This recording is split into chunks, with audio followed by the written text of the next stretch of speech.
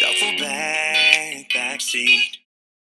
This tip is for helping kids manage the supermarket. This is one video in a large playlist, so please take a look through the other tips and tricks that involve short lists and timing and so forth, so that way you can add this one to your strategy base. So this one involves packing a supermarket snack.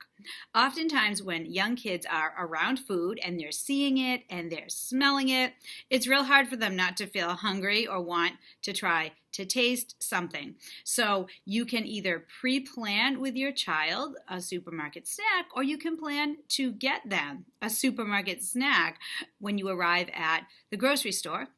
So that way they have something to nibble on while you are doing your shopping. It's a real easy trick. It can be very, very effective. So if you haven't done the supermarket snack, consider it.